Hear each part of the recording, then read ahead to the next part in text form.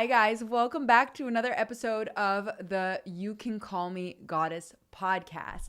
And in today's podcast, we are going to dive into something that I think will be very valuable because it changed everything for me when I realized this and also when I experienced this myself. So what we're going to be talking about today is like why therapy or going to a psychologist doesn't always give you the benefit that you hope for.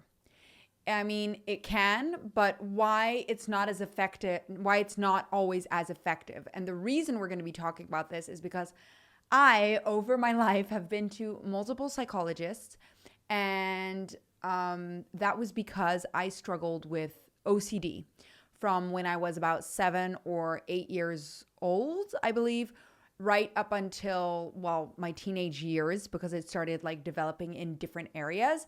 And everything changed after I started diving into the world of energy.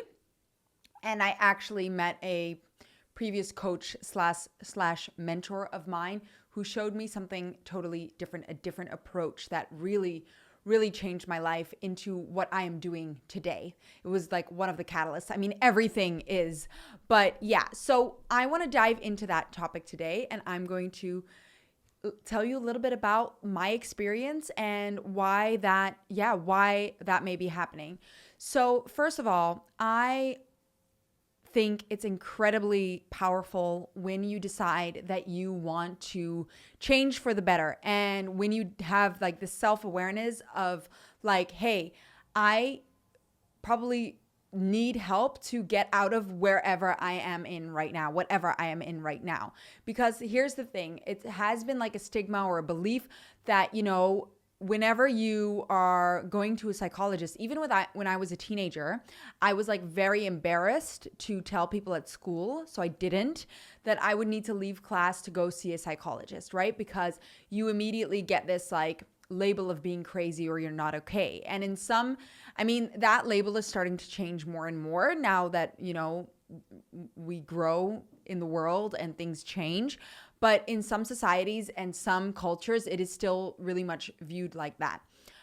But what I have realized through this journey is that, the more you work on yourself, the more you develop yourself, the closer you start getting to your core self, to who you are meant to be in this life.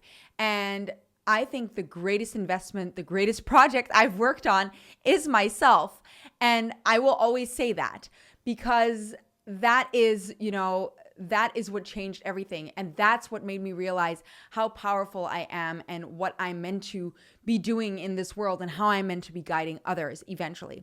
So we're going to just take it back a little bit, and I'm going to walk you through my experiences going to psychologists, going to therapy, psychologists, I don't know, like just to psychologists basically, with my OCD, and why it took me so many years to get over or resolve my OCD issues basically, and what I was struggling with. And then I'm going to talk about why conventional psychology and therapy, it depends what kind of therapy you do, obviously, but in a lot of ways it isn't very helpful, and why it doesn't work compared to things that I have done that do actually work and actually made a massive change in my life. So basically, when I was 7 years old, I started obsessively washing my hands. So OCD is, obsessive compulsive disorder, where you try to control the outside factors in your world because you feel like you lack control or lack confidence in the actions that you are taking. And so to exert like control over actions that you can control, you have this false sense of like being able to control your life in that way. And obviously back then I didn't understand that. I don't really remember, if I'm really honest, back then what my full thought process was, but I do remember having touched something and wanting to immediately wash my hands. Like it could be anything. It could literally be anything. And in my mind, I felt like there was like a layer of dirt on my hands. And this was to the point that I started getting like scabby hands, and that's when they were so dry, they were just cracking and breaking up. And that's when my mom realized there was something like wrong, and she could see that I was obsessively doing this action, right? So this started developing, and she brought me to a child psychologist. I mean, to be honest, all I remember from going to her was talking about pretty intense topics. I mean, I remember being very aware of life and death at the age of 7 and having conversations about that. I also, this was also around the time my grandpa had developed cancer. So that topic started coming up. I started becoming very aware of like the world and how the world works. And I started becoming aware of like, I had massive panic attacks when it came to death, thinking that, you know, if I died, everything would go black and like that was it. And I couldn't comprehend that. I didn't want to like, I would have massive panic attacks around this topic. So I remember talking about that kind of stuff. And other than that, we would like use Play-Doh and clay and I don't know. And then I honestly don't fully remember, but for a while, the hand washing went away, right? So it went away, but it never fully resolved itself because then at a later age, I developed a different form of OCD. So I would have a bedtime routine, and this bedtime routine would consist of multiple things. So I would need to push everything back in my closet. I forced myself to read 10 pages of a book. I was not allowed to go to sleep until I had read those 10 pages of that book. And even if I was slowly nodding off, I forced myself to stay awake. And this was torture for me. This was absolute torture because I remember at the time of 5 p.m., around 5 p.m., I would start panicking because I knew that my bedtime was around the corner and that I had to do this long list of things before going to bed. And every time my mom tried to help soothe me because I would be so panicky about the bedtime, she would try and give me like warm milk. She would try to give me a CD with like ocean sounds in the background, and I don't remember dolphins. I don't remember, to calm me down. But what actually ended up happening is this sound and these extra things to calm me down would just be added on to the long list of things that I had to do. So with OCD, if you know the feeling, you are trapped basically by your own mind. That's what it feels like. So it's like you feel like you can't, like if you don't do the actions exactly how you're meant to be doing them in your mind, the thing that you created, then something bad is going to happen. And I could never fully explain what the bad thing was, but I just was terrified of something bad happening when, if I didn't do the exact thing, right? So then I went to a psychologist again, and I really loved her technique because what really changed in this. So I'm going to compare notes of like what helped for me and how these techniques really changed and why certain things really caught my attention and why others don't work. So I'm just going to give you a little backstory, and then we're going to go through all the things that I've experienced going to psychologists. So at this stage, my mom brought me to a psychologist again to try and get rid of this OCD or to stop it from happening. And I remember there was like a bit of a different approach, and we would talk a lot. And I think we did some meditations, visualizations, and yeah, I ended up nipping that in the bud. And then one day she kind of told me, okay, I want you to tonight go to bed and just not do any of the actions that you were doing. And so I did, and nothing happened. So I thought I had fixed this OCD issue that I had. And it was like such a massive weight off of my shoulders that I didn't have to do the, do the actions that I was forcing myself to do back then. So anyways, fast forward a couple of years later, I'm now 16 years old, 15, 16. And little did I know, it slowly snuck up on me again, this OCD behavior, in my nutrition. So it started going into an eating disorder. So to the point where I was like, there was this one phase where I was eating lots of gummies and like, I don't think anything else. So yeah, I was like, because I lost a lot of weight around the age of 14 because I started like becoming a little chubbier, very self-conscious, all that jazz. So then I went to Weight Watchers. Weight Watchers was a nice way to control that, but also a nice way to reignite my OCD. But I didn't realize that my OCD was linked to my eating disorder. But it was. Looking back now, it was.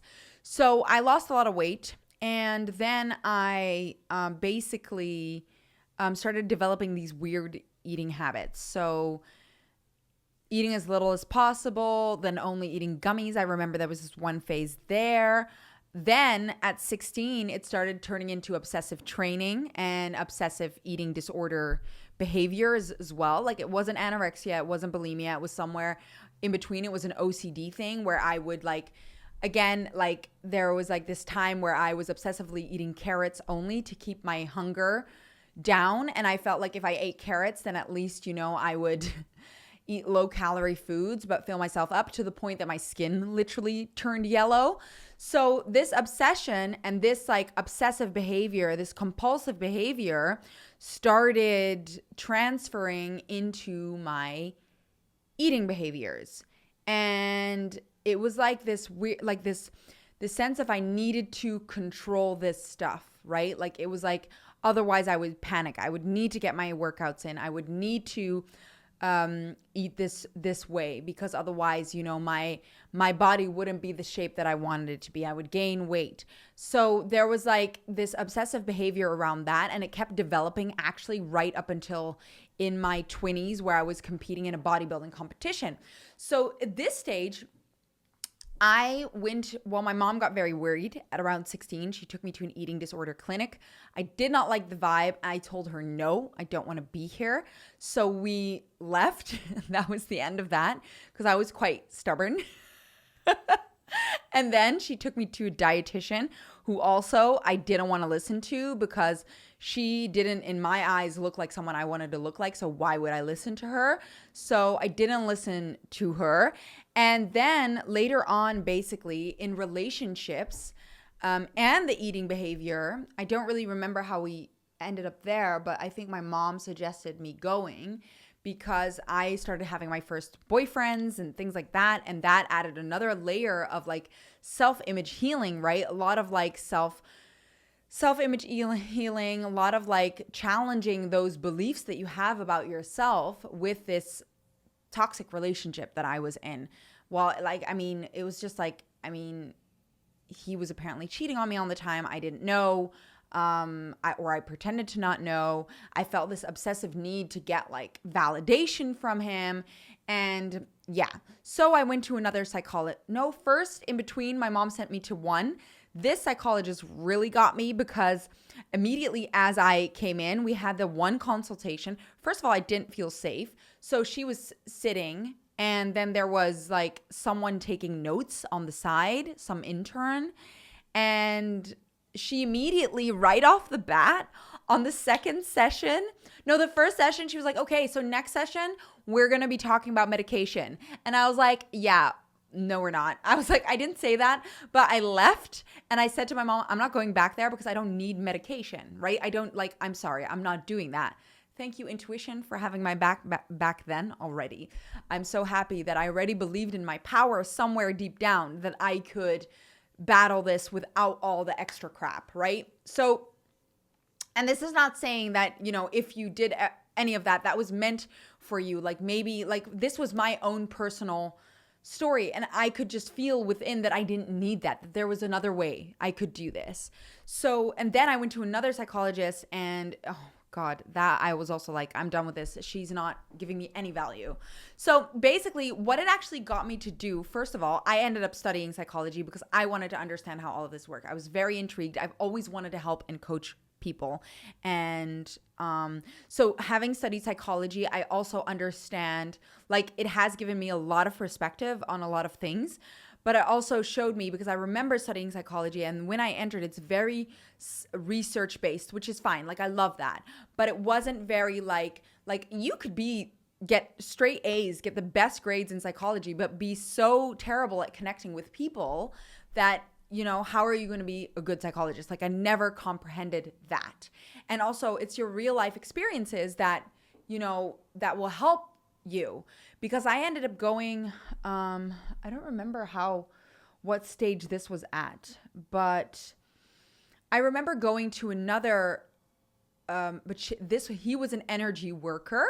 I didn't really know exactly what he did, but he would test probably in the same way that I am now, because he wouldn't really explain his methods, but he would test also certain levels that I had. And so what really helped when I connected with him, we'll go down that path and then we'll compare like the two things. He had experienced OCD in a way that resonated with me. So him telling me his story and his obsessive compulsive behaviors made me feel like he really understood what I was going through. And that really, really helped. So going to him made a massive change. And this was not the conventional psychology route. And I always knew that the conventional route, well, actually, after all of this, I started realizing the conventional route was not working for me. And now having, trained as an intuitive, having developed my gifts more, and understanding that was all part of my soul path to get me where I am today. But also with all my psychology knowledge, with all my coaching knowledge, with everything and experiences, now I fully realize what was happening. So eventually, because this, like, the change took time, and I want to tell you, it doesn't need to take as long. It doesn't need to take you as long to get to like the best place in your life as it took me, because I went through all of that. Sorry, so you don't have to, so that you can find a way to skip all that crap and get where you want to be right now. But I needed to experience all of this to fully understand this. So at about 23, this like reflections and situations and struggles with self-image and all of this stuff, because it all interlinks, started happening in relationships, right? I started like struggling seeing my self-worth, and I would link that self-worth to a guy that I was seeing. Like if they didn't like me, then that meant that there was something wrong with me, right? That I wasn't beautiful or strong or valuable enough, worth it, right? So that's what I started internalizing then.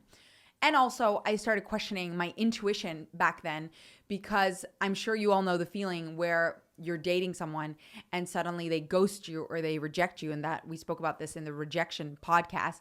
And your intuition is telling you, but hang on, you like me. Why are you doing this to me? Which makes you feel like you're crazy because you feel like your intuition is totally off. When in actual fact, your intuition is not off. This is something else that's going on. This is a reflection that's going on, right? This person has come into your life to reflect to you, or this situation has come into your life to reflect to you where there is still an imbalance or where you still have limiting beliefs that you need to work through. But that's a topic for another day. So why I wanted to go down this route, because I think it is incredibly important to understand why certain things work and why certain things don't. And it also is a massive driving force for why I do what I do, because having realized this has changed so many things throughout the years for me, and has really got me to where I am today. And like, I mean, it is still a journey because I am continuously wanting to grow, wanting to be a better version of myself, wanting to tweak every little, thing so that I'm literally at the best space ever. But I can fully say that I am the most self-confident, I am the happiest, and the most, myself that I've ever been. I think that's the best way to describe it, in all ways. But there is obviously still, like, I'm continuously working to improve and get better and everything, so that I can also be a better coach for all of you guys and help you guys, like, get to skip all the crap that I had to weed through, right? So basically, what I've noticed in the years of going to psychologists and then like getting my, like, start working with energy and energy work, and the differences that I've noticed in coaching styles, and also what made me realize what really is like the biggest game changer, is that when I've been to previous psychologists, right, and therapies and things like that, what a lot of conventional, like, methods do, or things, is we like to sit in the past.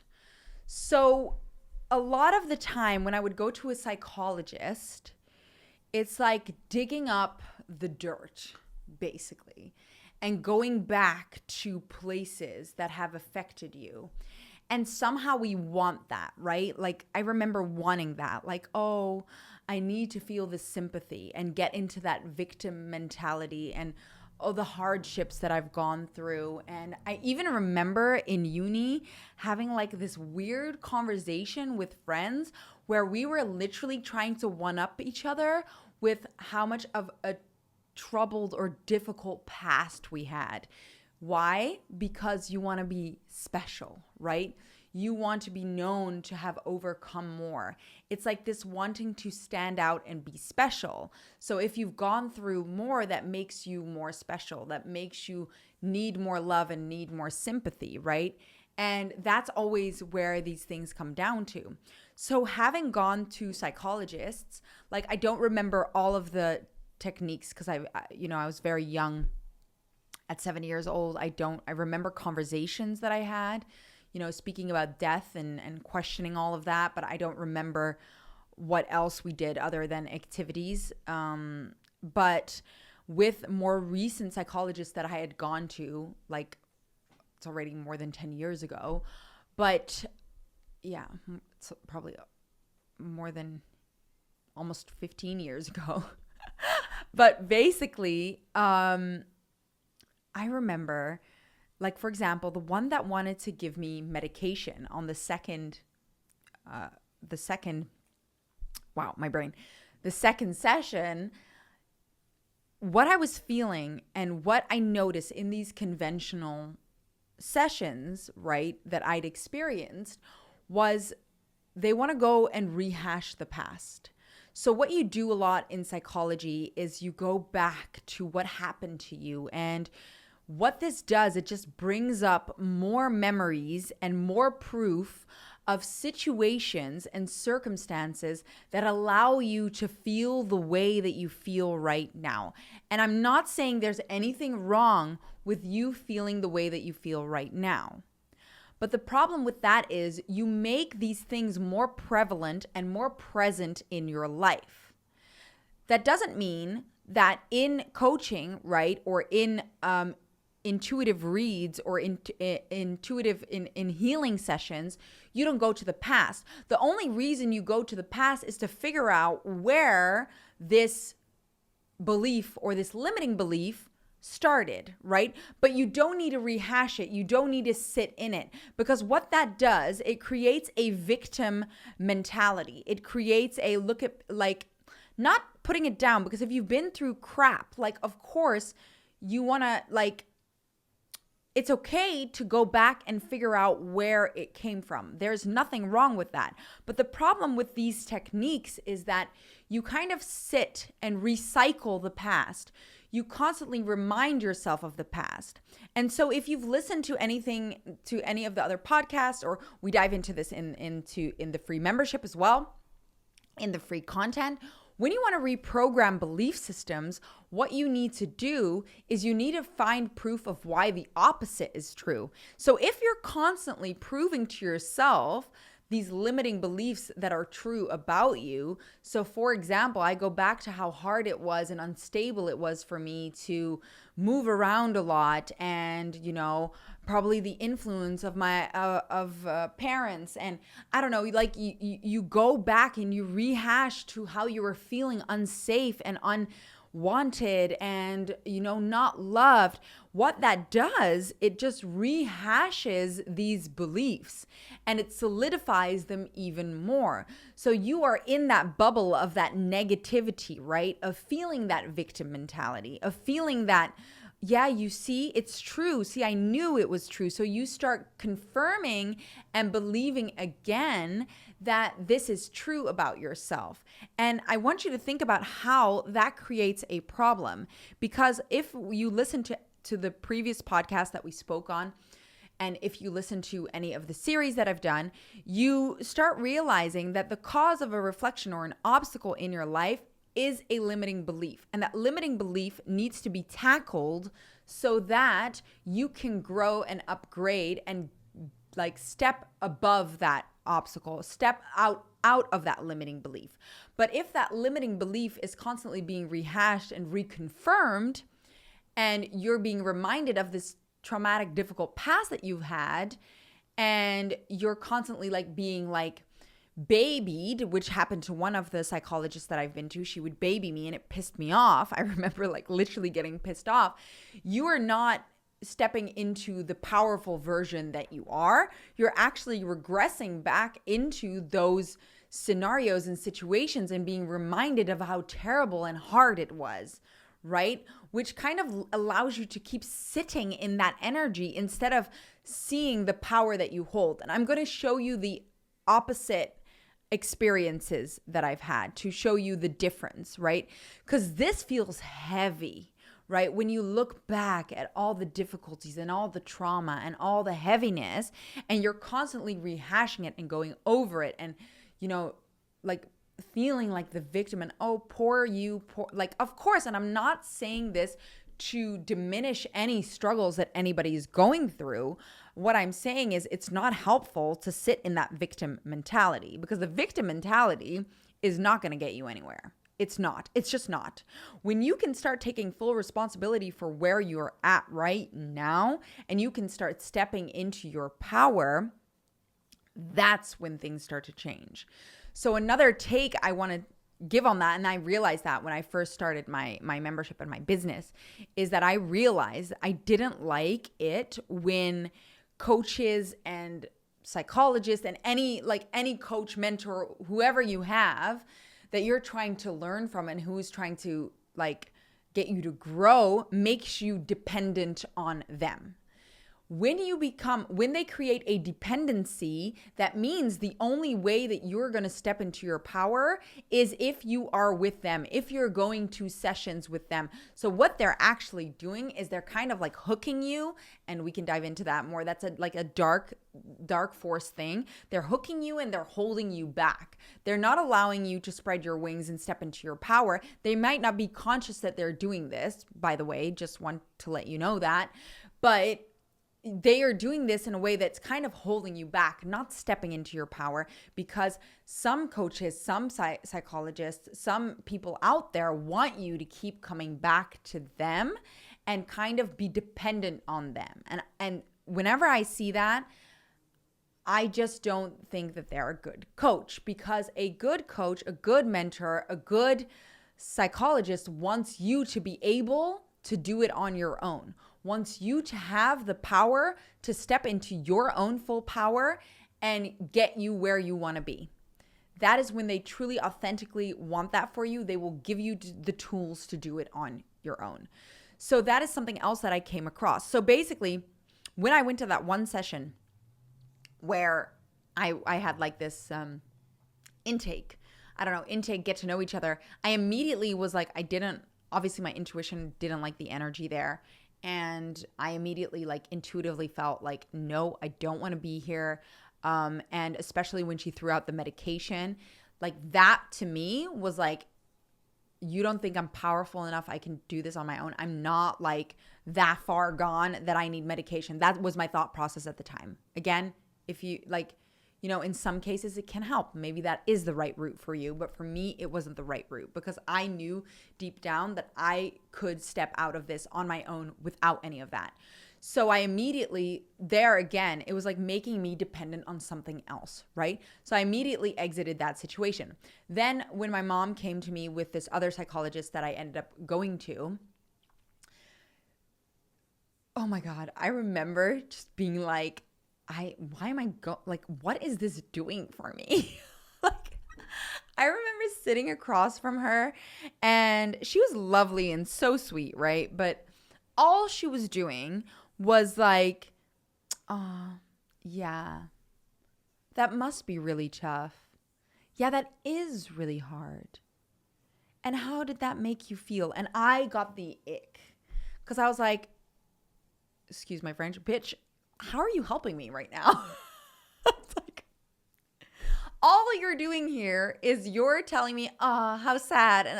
And first of all, that's holding me back. That's not getting me anywhere. It's not giving me any tools. I literally wanted her to tell me. I remember saying this to, I think, my mom. I was like, listen, like she needs to just tell me what to do to get out of this situation, to get out of this energy instead of just like stroking me and like babying me. I was like, this is not getting me anywhere. So what were some techniques that changed my life were the techniques that, looking back now, got me to feel empowered. So the first example that I had of that was one of my favorite. So this is what really got me interested into psychology, was when I was 14 years old. I had my nighttime routine, 13, 14 years old, nighttime routine OCD situation. And I don't really remember, like, listen, many years ago, I don't really remember what we spoke about, but I remember doing some visualization techniques. And then she had this amazing like sandbox, and she would let me intuitively choose like little, like she had these little like ornaments, like statue thingies. And she was like, okay, I want you to just intuitively feel which ornaments speak to you today. And it was my favorite thing of those sessions. I got to pick them. And then she would explain to me what they represented. And it made me feel empowered because I remember picking like a phoenix. One of them was like a phoenix. And she was like, yeah, you're just so powerful and you want to be free and all of this. And now looking back, obviously, it's like it really resonates, all of it. And you feel trapped and this and this and that. And I was like, this was giving me like empowerment. This was making me feel like I was a strong, girl back then, and that I could handle this and that I had this power within, but I just didn't trust it yet, right? And so that's why she gave me the power. She gave me the power to step out of this. She didn't.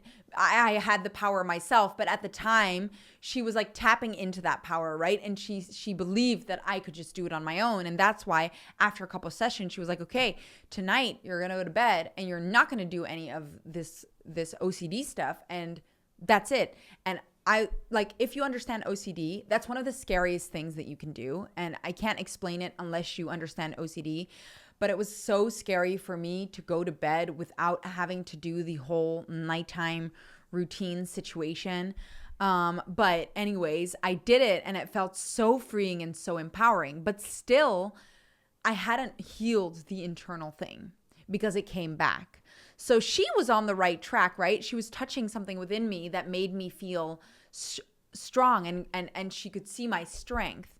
And so the next phase that really helped me was going to one of those other energy workers that I worked with, and he understood me. So again, it was this understanding. But again, it was still a little bit leaning into that victim, like, I feel so sorry for you mentality. So it helped for a little bit, but it didn't fully hit the nail on the head, right? So what really started changing everything for me, so later on, I got into this world. I was always very interested in energy, spirituality, and this wasn't even to, like, at the time I didn't think, it wasn't like for me to, how do I explain? It wasn't like I was struggling with OCD. It wasn't like there was anything that I wanted to heal or fix, although there's always something that you can heal to become stronger and step into your power, because I believe, like, healing is the most powerful thing that you can do. Stepping into your power is the most powerful thing that you can do. And that's a constant journey that you keep moving forward in. So I got introduced through a guy that I was actually dating to this one coach, because he was like saying she reads people, this and that. So basically, you know, what I do today. But I was just dipping my toe into this world, like intuition and all of this stuff. And so I ended up going to this, I don't know, she didn't call herself a psychic. She just said she could read energies and minds and things like basically what I do, but I like a little less precise. So, yeah, anyways, so I went there, and for the first time that session, she was very, like, she had a high frequency about her. So being in her energy, I tapped into my high frequency, right? My frequency elevated. And she basically literally showed me how incredible, powerful of a being I was. So instead of, we didn't rehash the past, we didn't ever look at past stuff. All she did when we were doing sessions or when I joined some of her courses was tapping into your power, showing you the power that you hold within. So for me, that was a game changer. It was a game changer because every time I was with her, I could feel my power again. But again, I didn't have the right tools to unlock that power within me, right? It was still like almost this dependency of like, I need her to feel that way, even though she was showing me my own power, right? So she got me like quite far in that, in feeling my own power.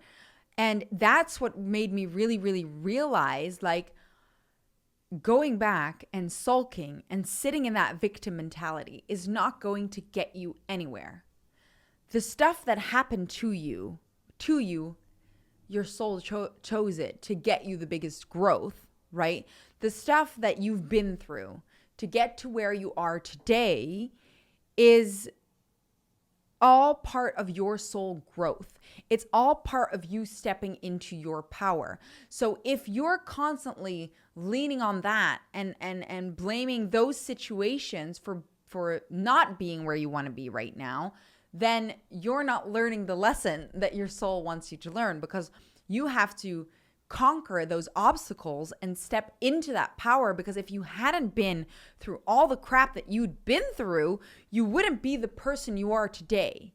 Because if you are powerful, and which you are powerful, but when you tap into that power and you get over that obstacle, you grow as a soul, you grow as a being.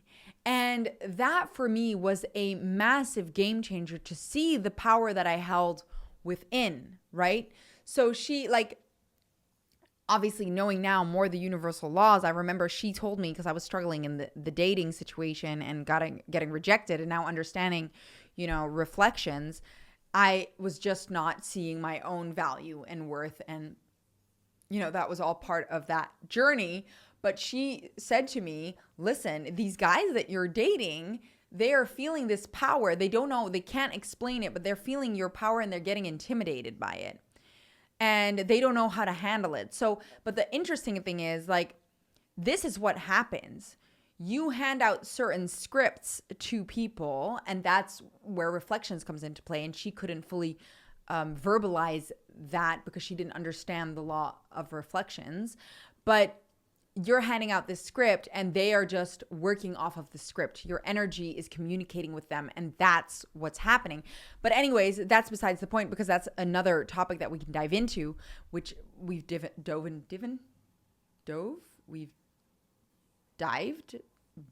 into before. How do you even say that? We dove into before dove.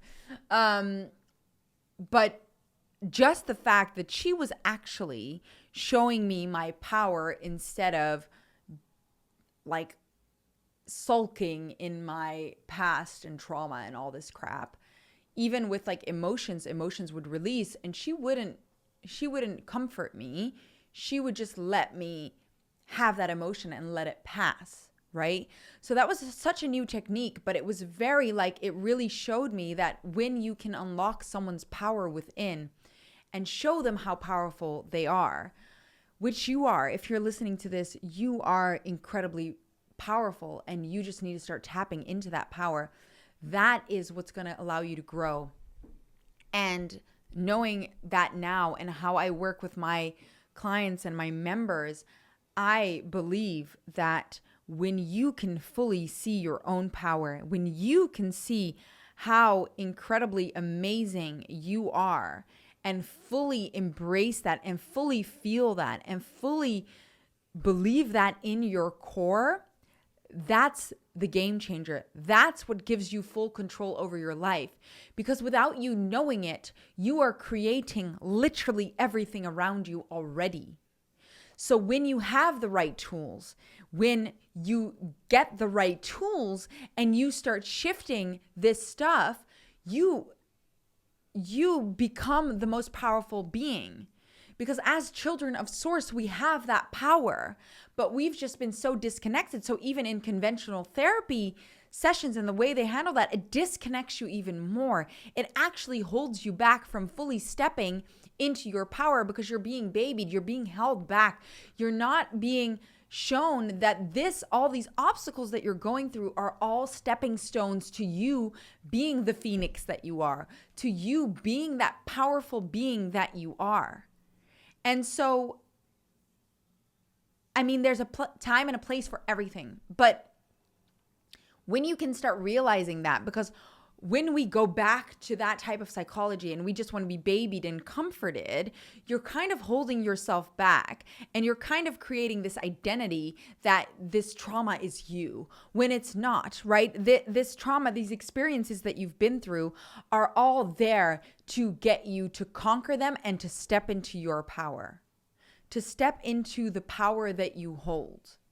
Because without all of these experiences that I've had, without the OCD, without my body image issues, without me feeling unsafe when I was younger, moving around a lot, and all the other stuff that came with that, right? Without all of that, I wouldn't have become the strong woman that I am today. I wouldn't have the stories to tell you so that you could resonate with me. I wouldn't have experienced these things and found out what actually works. And what actually works is unlocking your own power. Because even though going to her had shifted so much, the moment I truly started shifting everything in my life was when I started training my intuition, when I started tapping into my self-worth, my self-value, my self-image, my self-love, and started doing all of that. That's when everything started to change. Where literally recently my partner said to me, he was like, isn't it weird that I've done nothing differently, but you've done so much and I treat you completely differently? And I was like, that's the magic. That's the magic. You don't need anybody to change. When you change and see your full power, you literally dictate how everybody around, you're already doing it, you just don't know how to shift it, but you literally dictate how people around you treat you. That is, I mean, I always knew magic was real, but I didn't know that I held the magic wand, and so do you. You have that superpower. The superpower that you hold is to fully love and see your own power and see your own value and see how these obstacles are serving you to step into the powerful person that you are. When you can start seeing obstacles as upgrades, literally, instead of sulking in it, literally everything in your life changes. Everything. And that, I'm not just saying that. I know it. My body changed. My relationships changed. I made new friends. My business started booming when I started doing this, when I started applying the tools to start shifting my self-image, my self-love, started training my intuition. I started honing in on my own powers and everything started to change. And you can do the same. You can do it even faster than me because you can skip all that crap and get there even faster and get even better results when you fully do this. So I hope you understand why I felt like this was a powerful thing to understand. Because if you're going to therapy right now, if you're not seeing the results that you feel like you should, or you keep falling back into old patterns, that is because you're not going deep enough. You're not going to the core. Plus, you're rehashing maybe old shit and you're making it like stuff in the present instead of tapping into your power and seeing how this doesn't need to be part of your identity anymore, right? So I want you to think about that. I want you to think about, how have you been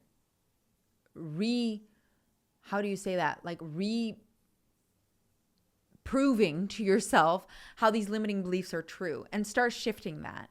And I have a great free membership, which I'll link in the show notes, to help you with amazing tools that have changed my life, tools that have changed my clients' lives. And they're all inside the free membership, and you can start shifting these things today. And I want you, let me know how these things start impacting your life, because it is a literal game changer. Thank you for listening to me rambling on about this. I hope it brought about some kind of shift in your life today. It's meant to, and you got this. The message that I want you to hear from this is that you're fucking powerful, and you just need to embrace that and step into that, because that will change literally everything in your life. Thank you so much for listening, and I hope to see you in the next episode.